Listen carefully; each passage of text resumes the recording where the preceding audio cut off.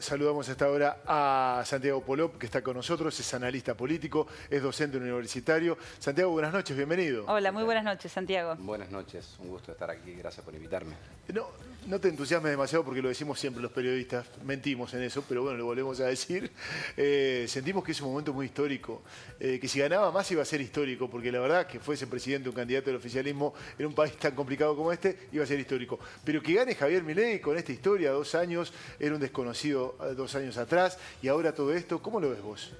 Sí, ciertamente es un momento político extraordinario, digamos, por la cantidad de significantes que hay en torno a la elección de Javier Milei. Es un hecho, digamos, acontecimental, se dice en la política, porque básicamente nos hace mirar el pasado distinto, digamos, ¿no? Es decir, en un momento en que se cumplen 40 años de nuestro sistema democrático, paradójicamente, digamos, llega a la primera magistratura de la nación alguien que tiene un discurso, por momentos y en una múltiple, digamos, matriz de opciones profundamente antidemocrático. Por primera vez en 40 años de democracia llega a la primera magistratura de la nación alguien que no tenía recorrido político previo y ningún antecedente de gestión en el ámbito público. Por primera vez en 40 años, desde el advenimiento de la democracia post-dictadura, tenemos a una vicepresidenta electa que reivindica la dictadura y a muchos de los genocidas presos. Digo, hay una cantidad de significantes allí, digamos, extraordinario. Y uno no podría decir, también este dato, digamos, me parece muy impresionante. Uno no podría decir que Javier Milei o Victoria Villarruel han llegado prometiendo cosas falsas o engañando, digámoslo, hacia sus electores, porque han expuesto todas sus cartas, digamos, ¿no?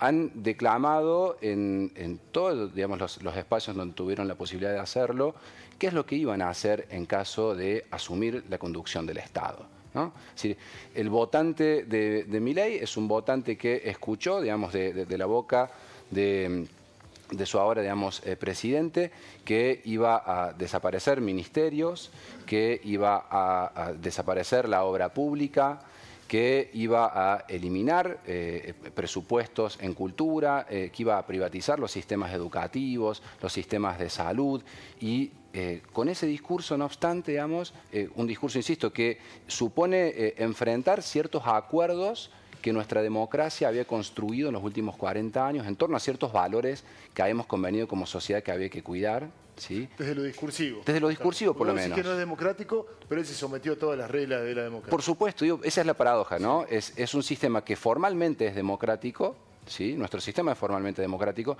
lo que no significa, ¿sí?, que nuestra sociedad o que nuestro sistema, digamos, de cotidianidad sea democrático. Son dos cosas distintas. Una cosa es la formalidad de un sistema y otra cosa es la realidad, digamos, de la cotidianidad que muchas veces transcurre en formatos no democráticos. Él ha utilizado muy bien, digamos, el sistema formal democrático para proponer, paradójicamente, una agenda antidemocrática. ¿Por qué antidemocrática? Porque la sustracción de derechos es, digamos, contrario sensu a la forma que tiene nuestra democracia constitucional. Es decir, tener un discurso que supone la eliminación de derechos laborales o de la protección de sujetos que hemos convenido como un valor cuidar, por ejemplo, las discapacidades o las ancianidades, ¿sí?, supone, digamos, contravenir ciertos consensos que están constitucionalizados, ¿no? Entonces, pero en todo caso eso no hace más que hablar del fracaso de todo lo que levantan esas banderas del otro lado.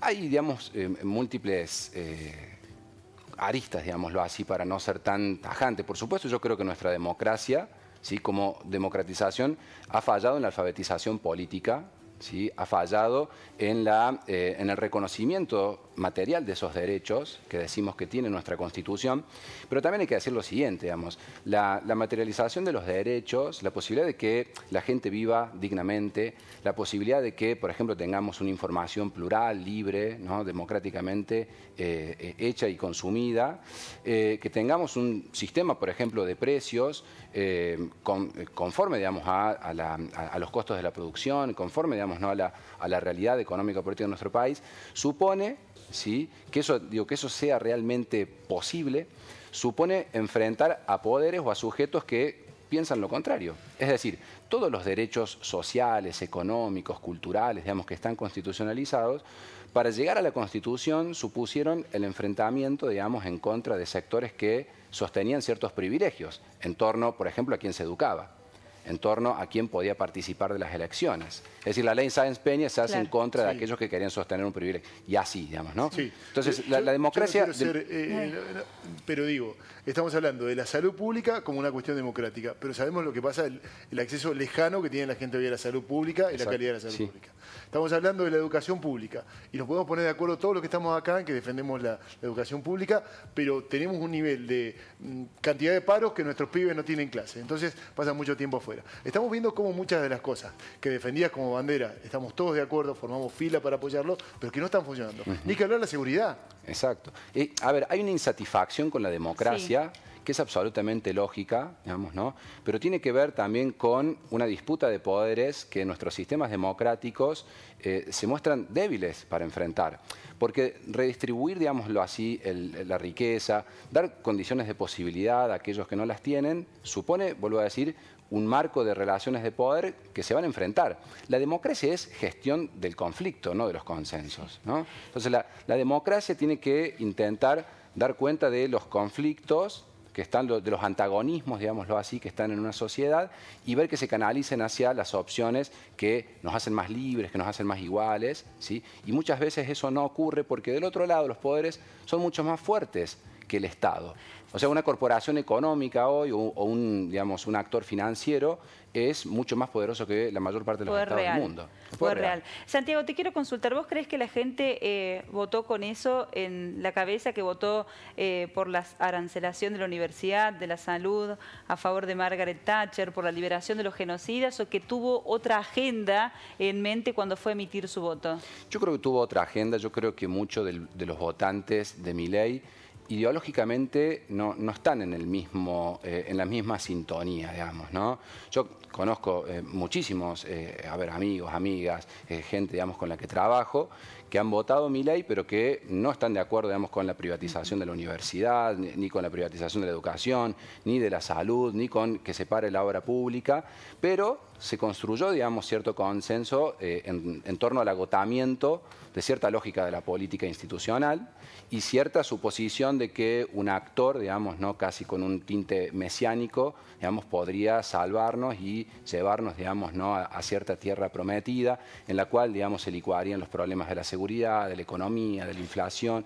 Hay como una suerte de salto mágico, digamos, ¿no?, de creencia en que es, digamos, posible un salto mágico hacia un sujeto, digamos, ¿no?, que tiene la apariencia de cierto saber. Digo la apariencia porque, vuelvo a decir, no ha gestionado todavía Javier Milei nada. Y muchas veces cuando se lo ha interpelado en torno a su teoría económica, ¿no?, sostiene que si la realidad no se condice con su teoría, la equivocada es la realidad. Entonces, digo, ahí creo que va a haber un choque y va a haber, digamos, va a estar este enfrentamiento entre aquellos que apuestan, digamos, a cierta vocación mesiánica, ¿no?, a cierto espíritu casi ideal, ¿no?, y luego lo que va a ocurrir en términos reales. Por ejemplo, lo que ya está aconteciendo, digamos, ¿no?, en torno a los anuncios de privatización, por ejemplo, de los medios públicos, de Telam, ¿sí?, de YPF. Digo, eso va a ocurrir efectivamente y eso va a significar mucha gente, digamos, trabajadores sufriendo, va a significar, digamos, la reorganización, por ejemplo, en ese superministerio que es el nuevo de capital humano, de la educación, de la salud, de la cultura. Pero ahí pones a alguien que está en contra de que se arancele la educación, porque se ha manifestado así, a que va a estar a cargo de eso. Sí. Digo, a ver, para mostrarlos todo, desde la teoría pasa una cosa, pero estamos viendo que Giorgia Meloni prometió una cosa, llegó con ese discurso que tuvo Milei y después no hizo tal cosa. Lo veíamos a Donald Trump, que también esas promesas que tan fuertes y después no ocurrió eso. La gente, pero además con el hartazgo, porque me parece que tenemos que tener esa mirada, digamos. Claro que sí, claro que sí. ¿Qué ha pasado? Hay que ser empático con el hartazgo que tiene mucho sentido, digamos, real y concreto, digamos, en muchas personas. Y después, muchas de esas proclamas, digamos, ¿no?, que a priori son tan violentas, luego no se llevan a cabo porque son sumamente antipáticas, pero sí puede ocurrir, si no es el proceso de arancelamiento, de privatización, sí ocurre, digamos, y eso ya lo hemos pasado, digamos, en el interregno del macrismo, de licuación de los recursos. Digamos, es decir, los presupuestos se licúan, se reduce, digamos, por ejemplo, la distribución del ingreso para los trabajadores. Eso es algo objetivo, algo que ocurrió, digamos, ¿no?, en el interregno del macrismo, la licuación del salario. Argentina, recordémoslo, en 2015 tenía el salario en dólares más alto de Latinoamérica. Macri hizo una intervención quirúrgica en su gobierno y se fue dejando el salario en dólares en Argentina de los más bajos de Latinoamérica. El presupuesto educativo era de los más altos, digamos, del retorno a la democracia, y se fue incumpliendo las pautas, ¿sí?, del presupuesto educativo. Y así con todos los... A ver, Macri no cerró las universidades, no aranceló la escuela, no privatizó el sistema de salud, pero los medicamentos dejaron de ser gratuitos, las obras sociales dejaron, digamos, no de cubrir ciertas patologías. Digo, el proceso, como vos bien nombrás, en Estados Unidos, en Italia, en la propia España, en la mayor parte de los países, en Brasil mismo, ¿no?, ocurre a través de la licuación de los recursos, de transferencia de recursos, ¿no? Todos esos recursos que no están en el trabajo, que no están en la educación, que no están en la salud, se licúan mayormente, ¿no?, al sistema financiero. ¿Por qué suben los bonos? ¿Por qué suben las acciones de Argentina? Bueno, el mercado, digamos, ¿no?, le crecen los dientes cuando se escucha, digamos, ¿no?, que Argentina va a entrar de lleno al mercado global, ¿no? En el mercado global hay actores, corporaciones, hay países, los cuales Argentina se presenta como una inmensa oportunidad, digamos, ¿no?, para juntar recursos. Ya hemos pasado en este país por privatizaciones de empresas públicas, ya hemos pasado en este país, digamos, ¿no?, por la entrega del sistema financiero o del endeudamiento para el sistema financiero. Ya lo hemos pasado, ya sabemos, digamos, ¿no?, esta historia. Es un poco triste, digamos, saber que se va a repetir, porque invariablemente se va a repetir, porque Milei lo ha dicho. Claro. Por eso digo, uno no podría decirle, no, pero traiciona su... No, lo planteó en su plataforma de gobierno, sí. ¿no? Sí, bueno, lo decíamos esta tarde, es curioso que lo más googleado durante el fin de semana haya sido liberalismo, libertario, privatizaciones, como que mucha gente no sabe de qué se trata y el resultado fue contundente. Bueno, nada, eso. Santiago, muchísimas gracias por visitarnos, ha sido un gusto tenerte acá. Por favor, gracias a ustedes. Santiago, buenas noches.